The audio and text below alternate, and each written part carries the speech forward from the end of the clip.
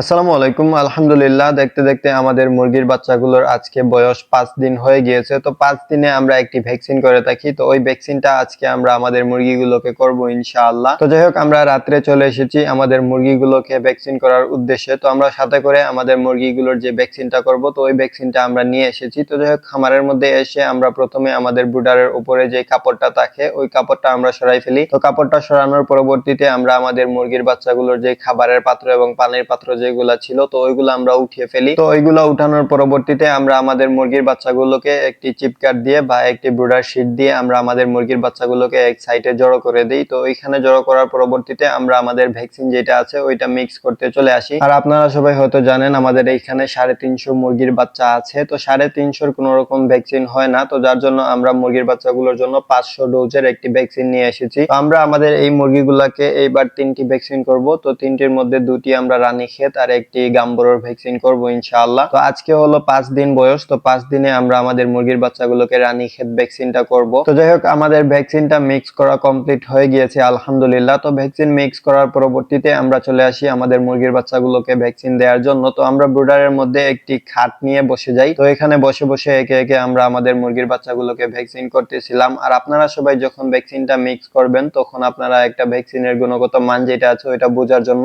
আপনারা একটি সিরিঞ্জের মধ্যে কিছু পানি নিয়ে নেবেন। তো ওই পানিগুলা পরবর্তীতে আপনারা ওই ভ্যাকসিনের যে ডিব্বা যেটা আছে, তো ওইটার মধ্যে আপনারা ইনজেক্ট করবেন। তো করার পরে দেখবেন যে ওই ভ্যাকসিনটা নিজে নিজে ওই সিরিঞ্জ থেকে পানিগুলা টেনে নিচ্ছে। তো যাই হোক, এরকম যদি নেয় তাহলে আপনারা বুঝবেন যে আপনাদের ভ্যাকসিনের কোয়ালিটি এবং ভ্যাকসিনের মানটা ভালো আছে আলহামদুলিল্লাহ। আর এই কথাটা বলার কারণ হচ্ছে আমাদের যে গত ব্যাচটা ছিল, তো ওই গত ব্যাচে আমরা রানীক্ষেত ভ্যাকসিন একটা বুস্টার ডোজ যেটা ছিল, তো ওইটা আমরা যখন মিক্স করি তো তখন দেখতেছিলাম ওই ভ্যাকসিনটা আমাদের ওই রকম ভাবে পানিটা নিতে পারে নাই। তো যার জন্য আমরা যখন ওই ভ্যাকসিনটা মুরগিগুলোকে করি, পরবর্তীতে আমাদের ওই রোগটাই আবার হয়ে যায়। তো এটা হয়তো আল্লাহ তাআলার হুকুম ছিল, হয়েছে। তো পরবর্তীতে আমরা আমাদের মুরগিগুলোকে অনেকটা ভালোভাবেই সেভ করতে পেরেছি। প্রায় আমাদের 8টা মুরগি মারা গিয়েছে, তারপরেও আলহামদুলিল্লাহ আমরা মুরগিগুলোকে সেভ করছি আলহামদুলিল্লাহ। তো যাই হোক, আপনাদের যদি এরকম মুরগি থাকে আর আপনারা যদি ভ্যাকসিন করে থাকেন, তাহলে আপনারা সব সময় ভালো করে দেখবেন আপনাদের ভ্যাকসিনের গুণগত মান ঠিক আছে কিনা। যদি ঠিক না থাকে তাহলে ওই ভ্যাকসিনটা কাজ করবে না, পরবর্তীতে ওই রোগটা আপনাদের মুরগিগুলোর হয়ে যাবে। তো যাই হোক, এদিকে দেখতে দেখতে আলহামদুলিল্লাহ আমরা আমাদের সম্পূর্ণ মুরগির বাচ্চাগুলোকে ভ্যাকসিনটা কমপ্লিট করে ফেলেছি। তো এই ভ্যাকসিনটা কমপ্লিট করতে প্রায় আমার সময় লেগেছে 1.5 থেকে 2 ঘন্টা। তো এই 1.5 থেকে 2 ঘন্টা আমি একটানা বসে বসে আমাদের মুরগির বাচ্চাগুলোকে ভ্যাকসিন করতেছিলাম। তো যার জন্য